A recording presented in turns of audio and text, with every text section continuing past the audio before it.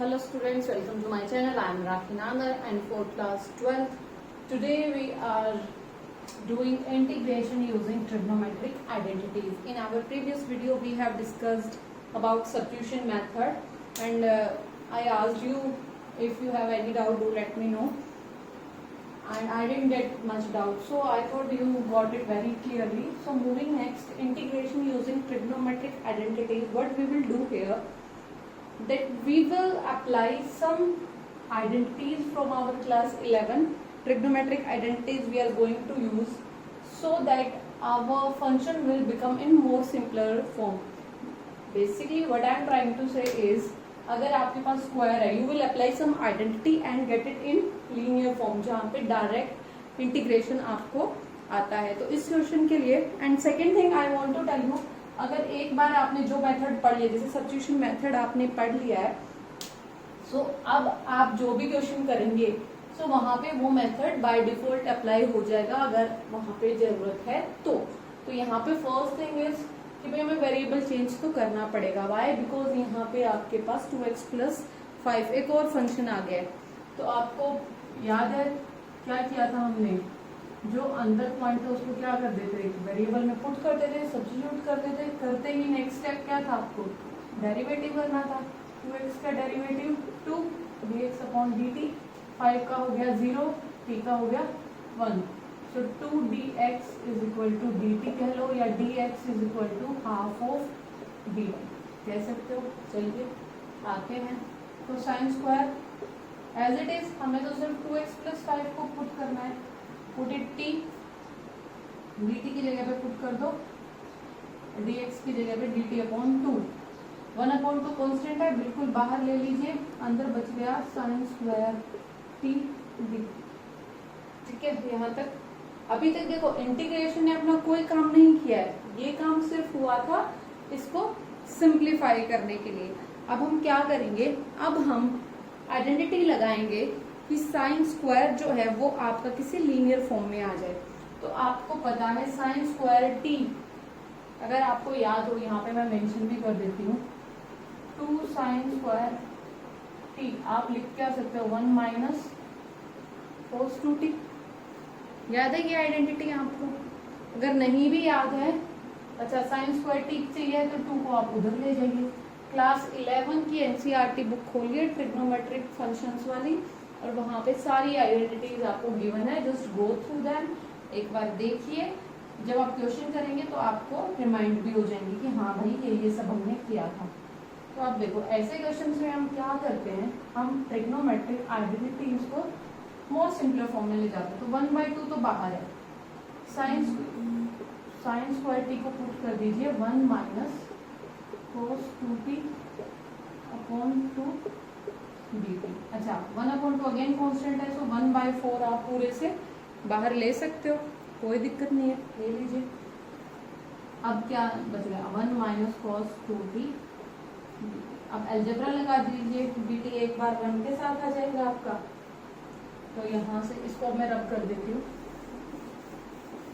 अच्छा t आपने introduce किया है, तो लास्ट में जब आप क्वेश्चन खत्म करेंगे तो आपको वापस t को पुट भी करना पड़ेगा. तो यहाँ आप जब लास्ट में t की जगह पे 2x + 5 वापस पुट करेंगे.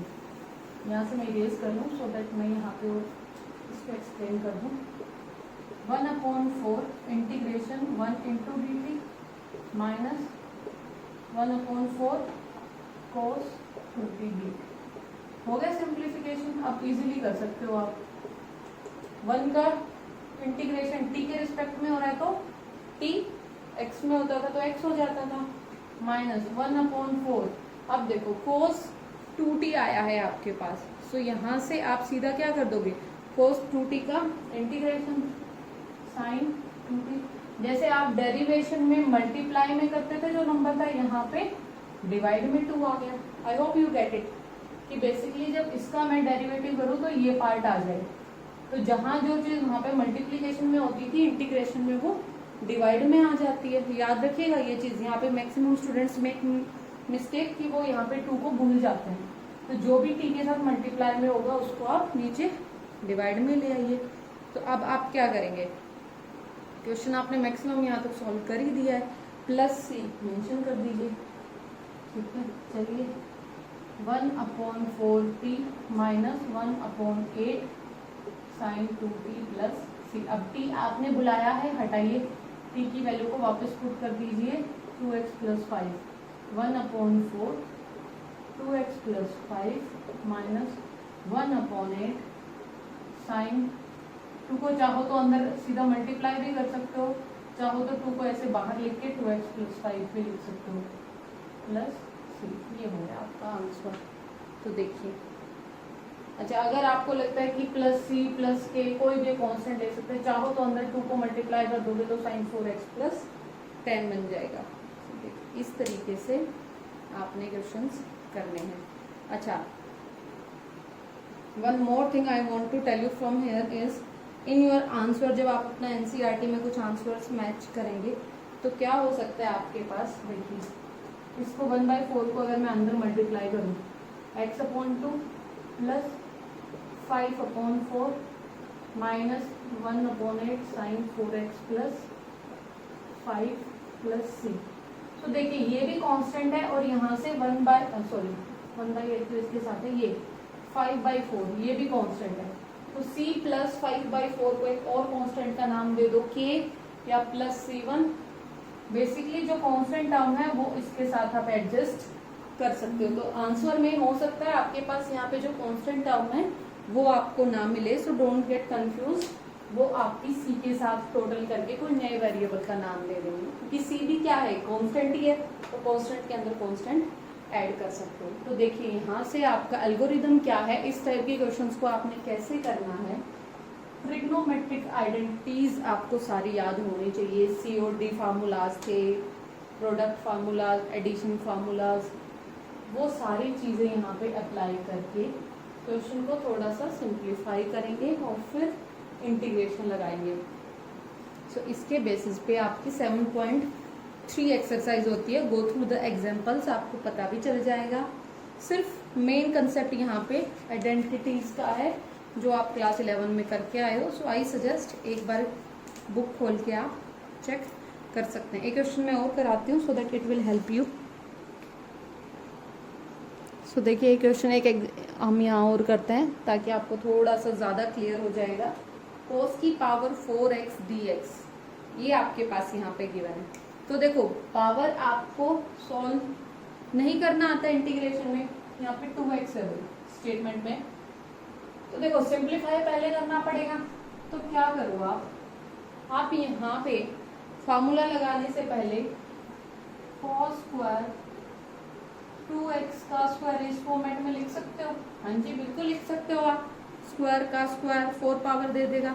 अब यहाँ पे आपको याद हो cos 2x को आप क्या लिख सकते हो, cos 2x को आप लिख सकते हो,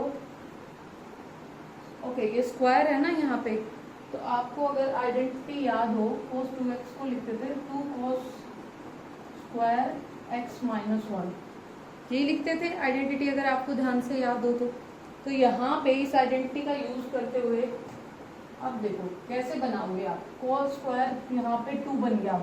अच्छा एक चीज और यहाँ से सीखेंगे हम, एंगल मल्टीप्लाई में जो हो उसके अकॉर्डिंग जो आपकी आइडेंटिटी है वहां पे आपको चेंजेस करने हैं। तो देखो यहाँ पे x की जगह पे आपके पास है 2x, तो ये इसका मल्टीपल है, यहाँ पे हो गया 4, यानी कि इसके रिस्पेक्ट में ये वाला एंगल डबल होना चाहिए। तो यहाँ पे 2x है तो यहाँ पे 4x होना चाहिए। तो यहाँ से cos स्क्वायर 2x की वैल्यू क्या आ गई आपके पास, cos 4x plus 1/2, cos 4x plus 1/2 लिख सकते हो cos स्क्वायर 2x को। तो इस आइडेंटिटी का यूज होगा यहाँ पे क्वेश्चन को सिंप्लीफाई करने के लिए। तो अंदर cos स्क्वायर 2x है, वैल्यू पुट कर दीजिए, ये साइड में कर दीजिएगा काम, so that you will come to know कि आप कर क्या रहे हो। अब इसका स्क्वायर dx, ओके 1/4 बाहर आ जाएगा, बीइंग कांस्टेंट आपने प्रॉपर्टी पढ़ी है। a प्लस बी का होल स्क्वायर फार्मूला लगाइए, cos स्क्वायर 4x प्लस 1 का square 1 plus 2 into cos 4x, बाहर है पूरे के साथ है dx। तो देखिए अभी आप अलग अलग तो लगा सकते हो, बट प्रॉब्लम क्या हुई, अभी फिर से cos स्क्वायर 4x बचा हुआ है। dx सबके साथ अलग अलग लगा के सॉल्व कर दोगे, क्योंकि देखो लीनियर में आ गया, लीनियर सॉल्व करना आपको आता है। तो 1/4 पूरे के बाहर है, cos स्क्वायर 4x फिर से लगा दूं, cos स्क्वायर अगर 4x हो तो अब क्या बन जाएगा, इसका फिर से डबल cos 8x प्लस 1/2। तो यहाँ से क्या बन गया, cos 8x प्लस 1/2। ये किसकी वैल्यू है, इसकी, इसके साथ dx plus integration of 1 dx plus integration of 2 cos 4x dx। 1/4 पूरे के बाहर है, इसको लास्ट में सॉल्व कर लेंगे। अच्छा अभी देखिए क्वेश्चन थोड़े से लेंदी बनेंगे यहाँ पे, बट इट्स ओके, थोड़ा सा यहाँ से रब कर देती हूँ मैं। I hope you get it. कर क्या रहे हैं हम यहाँ पे, तो देखिए 1/4, अब देखो फिर से यहाँ पे 1/2 आ गया, बाहर ले लीजिए, cos 8x dx plus 1/2 dx। Simple formula पिछले एक्सरसाइज अगर आपने अच्छे से की है, 1 dx, इसको चाहो तो आप सॉल्व भी कर सकते हो सीधा सीधा, यहाँ पे 1 है, या फिर इसको इस तरीके से भी कर सकते हो आप कि dx को अभी आप साथ में ना लिखें, बिल्कुल बाहर रहने दें, तो जो एक जैसी टर्म है वहां पे आप एडिशन परफॉर्म कर दीजिए, plus 2 time of cos 4x dx। 1/4 cos 8x का 1/2 इधर ऑलरेडी बाहर है, तो cos 8x का आपने यहाँ पे इंटीग्रेशन लगाना, आपको पता है साइन में होता है आपके पास, तो साइन 8x अपॉन, अब देखिए यहाँ पे बताया था आपको जो मल्टीप्लाई में हो वो यहाँ पे डिवाइड में आ जाएगा, 1/2 बाहर है, प्लस से एक साथ लगा देंगे, प्लस 1/2 प्लस 1 टोटल क्या हो गया, ये 3/2, तो सीधा भी कर सकते हो आप 3/2 इंटू एक्स, अलग अलग भी कर सकते हो, 1/2x प्लस एक्स, वो बाद में 3/2 दे देगा, plus 2 time of cos 4x का साइन 4x अपॉन 4, जो यहाँ मल्टीप्लाई हो वो यहाँ आ जाएगा, प्लस c पूरे के लिए।